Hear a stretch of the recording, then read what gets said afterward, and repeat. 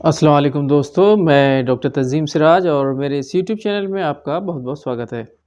आज के इस वीडियो में बात करेंगे फैटी लीवर के बारे में, यानी कि फैटी लीवर क्या होता है? फैटी लीवर जिसे हम बोलते हैं मतलब लीवर पे जैसे मान लो कि चर्बी चढ़ गई। जैसे आम तौर पे हम लोग कहते हैं कि मतलब तेरे शरीर पे जो है चर्बी चढ़ गई है। ठीक इसी तरीके से फैट जो है डिपॉज़िट हो जाती है, लीवर के ऊपर फैट जमा हो जाती है। तो फैटी लीवर को एक्सप्लेन करने से पहले, फैटी लीवर पे बात करने से पहले हम जान लेते हैं कि एक्चुअली लीवर की क्या इम्पोर्टेंस है हमारे शरीर के लिए। लीवर बहुत ही ज़्यादा इम्पोर्टेंट ऑर्गन है हमारी बॉडी का। इसके बहुत सारे फंक्शन होते हैं। मैं कुछ इसके कार्यों के बारे में आपको बताना चाहूँगा कि इसकी कितनी अहमियत है हमारी बॉडी के लिए, हमारी ज़िंदगी के लिए। लीवर क्या करता है कि हम जो खाना खाते हैं और खाने से जो कि हमारा जो ग्लूकोज़ होता है, उस ग्लूकोज़ को लीवर जो है ग्लाइकोजन में चेंज करता है। फिर वो जो ग्लाइकोजन होती है वो हमारी बॉडी के अंदर स्टोर्ड रहती और आगे जब हमें एनर्जी की ज़रूरत पड़ती है, ऊर्जा की ज़रूरत पड़ती है कोई दूसरा काम करने के लिए, तब ये जो है ग्लाइकोजन ग्लूकोज़ में दोबारा चेंज होता है। हमारा लीवर हमारी जो ओल्ड आरबीसीज़ होती हैं, जो आरबीसीज़ पुरानी हो जाती हैं, उनके ब्रेकडाउन में हेल्प करता है। लीवर जो है आपको ब्लड क्लॉटिंग जो कि क्लॉट फॉर्मेशन में हेल्प करता है।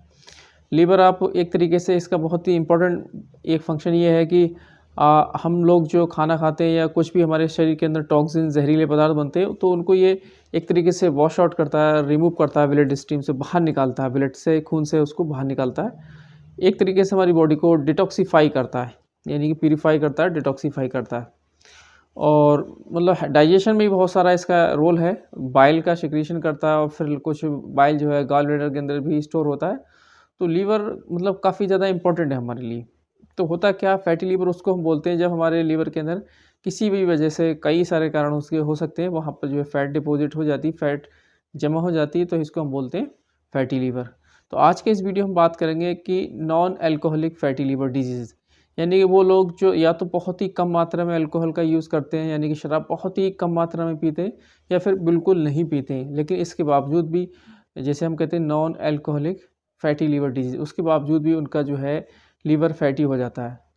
तो नॉन अल्कोहलिक फैटी लीवर पे बात करने से पहले हमें ये जानना ज़रूरी होगा कि ये जो non alcoholic fatty liver disease है, ये वेस्टर्न कंट्रीज़ में बहुत ज़्यादा होती है, बहुत ज़्यादा मात्रा में पाई जाती है। आप कह सकते हैं कि वर्ल्ड की जो है 1/4 एक क्वार्टर जो है पेशेंट जो है non alcoholic fatty liver disease से जो है प्रभावित होते हैं।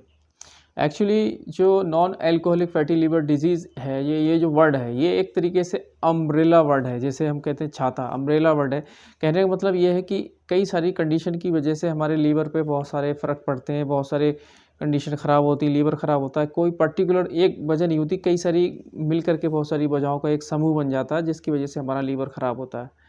तो हम बात कर रहे हैं कि जो हमारा non alcoholic fatty liver disease है, इसके क्या मतलब इसके क्या लक्षण क्या होते हैं, इसकी अलामत क्या होती है। तो एक्चुअली होता क्या है, जनरली तो इसके साइन एंड सिम्पटम नहीं आते, मतलब तुरंत साइन एंड सिम्पटम नहीं आते हैं, लेकिन अगर सिम्पटम आते भी हैं तो ये है कि आपको फटीग यानी कि आपको कमज़ोरी लगेगी। पेशेंट जो है, जो बीमार है लीवर की बीमारी से मतलब पीड़ित है, तो उसको जो है कमज़ोरी आएगी, या जो उसकी लीवर की जो लोकेशन होती है, ये राइट साइड हमारा अपर क्वाड्रेंट में यहाँ पर लीवर होता है, लीवर की जो लोकेशन होती है, यहाँ पर उसको पेन होगा। और जब कंडीशन आगे बढ़ जाती है और ज़्यादा सिम्पटम जो है एडवांस कंडीशन में लीवर जाने लगता है, तो आपके लीवर के अंदर क्या है, एक तरीके से सिरोसिस हो जाती है। सिरोसिस बोलते हैं कि लीवर के अंदर गांठें सी बनने लगती हैं और वहाँ पर जो है नोड्यूल से बनने लगते हैं, और आपके जो एब्डोमेन है, यानी कि जो हमारा पेट है, यहाँ पर असाइटिस हो जाएगी। असाइटिस का मतलब होता है एक एब्डोमेन के अंदर एक पानी सा भर जाता है, पानी भर जाता है, मतलब पानी भर जाता है, उसको हम असाइटिस बोलते हैं। आपकी जो तिल्ली है, जो जिसे हम बोलते हैं स्प्लीन, स्प्लीन भी जो है इनलार्ज हो सकती है, और मरीज को जो है जॉन्डिस भी हो सकता है, यानी कि पीलिया हो सकता है, उसकी त्वचा जो है पीली कलर की होने लगती है, और उसकी स्किन के नीचे की जो कभी-कभी जो जो वेन्स रहती हैं, इन वेन्स के अंदर भी इन्फ्लेमेशन आने लग जाते हैं। तो ये जो कंडीशन होती है, जब एडवांस फॉर्म में जो है हमारा लीवर जाता है, तब ये कंडीशन डेवलप होती है। तो आइए दोस्तों, अब बात कर लेते हैं कारण के बारे में कि कौन-कौन से ऐसे कारण हैं जिसकी वजह से जो है non alcoholic fatty liver disease जो है पेशेंट को होती है। तो जो एक्सपर्ट्स हैं उनका मानना ये है कोई एग्जैक्ट पर्टिकुलर कॉज़ नहीं है जिसकी वजह से ये जो है alcoholic non alcoholic fatty liver disease होती है और जो है लीवर पे जो है फैट जमा होती है।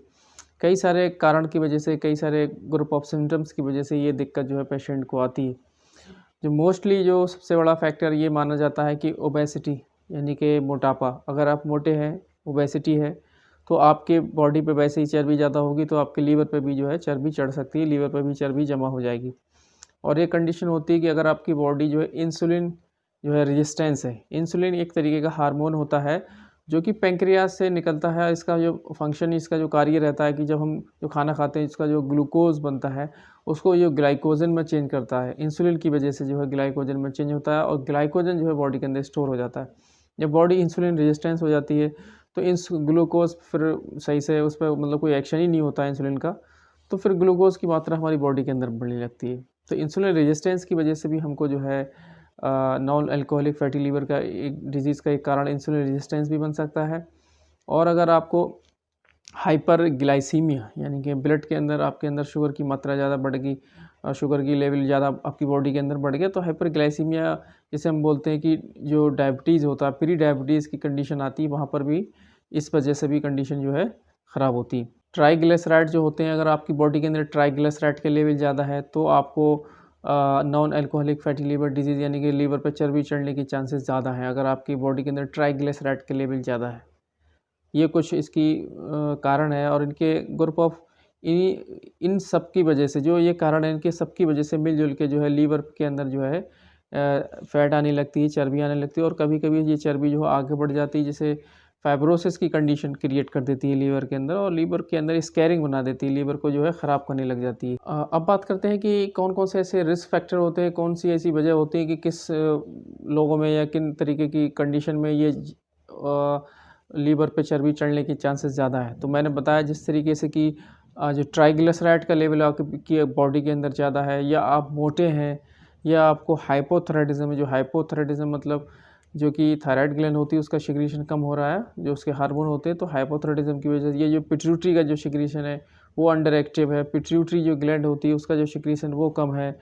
तो ये जो कंडीशन होती है इसकी वजह से आपको ये इन लोगों में रिस्क फैक्टर के चांसेस ज़्यादा होते हैं, मतलब इन लोगों में जो है लीवर ख़राब होने के चांसेस ज़्यादा होते हैं। पीसीओडी या फिर पीसीओएस यानी कि पॉलीसिस्टिक ओवेरियन सिंड्रोम या डिजीज़, जिसे हम कह सकते, और एक कंडीशन होती है स्लीप एपनिया, मतलब सांस जब हम सोते हैं तो कभी-कभी हमारी पेशेंट की क्या होता है सांस जो है फँस जाती और ऑक्सीजन की जैसे लगता है जैसे कि ऑक्सीजन नहीं मिल पा रही, तो उसकी वजह से थोड़ा सांस लेने में दिक्कत आती है सोते समय।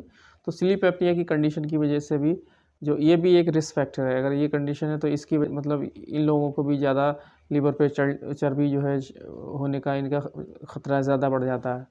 तो अब बात कर लेते हैं कि कॉम्प्लिकेशन क्या होते हैं अगर लगातार आपको लीवर जो है आपके लीवर पर जो है फैटी लीवर है उस पर चर्बी चढ़ गई है, और कंडीशन क्या-क्या आगे, और अगर आप लापरवाही बरतते हैं तो किस तरह की कंडीशन का सामना आपको करना पड़ सकता है। तो वो कंडीशन क्या होती है मैं उसको आपको उसके बारे में आपको बता देता हूँ कि कॉम्प्लिकेशन क्या हो सकते हैं। तो कॉम्प्लिकेशन यही है जब लीवर पे जो है फ़ैट जमा हो जाती है और फ़ैट जमा होने के बाद हल्के-हल्के वो लीवर जो है सिरोसिस की तरफ बढ़ने लगता है। इसका सबसे बड़ा जो कॉम्प्लिकेशन है वो यही है कि सिरोसिस। सिरोसिस मतलब लीवर के अंदर गाँठें बन जाएगी, नोडुल बन जाएँगे, लीवर एक तरीके से ख़राब होने की कगार पर चलने लग जाएगा। तो इस तरीके से टिश्यू के अंदर इन्फ्लेमेशन होगा, लीवर के टिश्यू के अंदर इन्फ्लेमेशन होगा, स्कैरिंग होगी, फाइब्रोसिस होने लगती है। जब लीवर उसको घाव को भरने की कोशिश करता है तो फाइब्रोसिस होने लगती है। अल्टीमेट रिज़ल्ट क्या होता है, लीवर सही तरीके से काम नहीं करता, और जब लीवर सही तरीके से काम नहीं करता तो हमारे ये जो एब्डोमेन होता है, एब्डोमेन के अंदर पानी भर जाता है जिसे हम एसाइटिस बोलते हैं। और ये जो हमारा ईसोफेगस होता है, ईसोफेगस के अंदर भी जो है स्वेलिंग आने लगती है।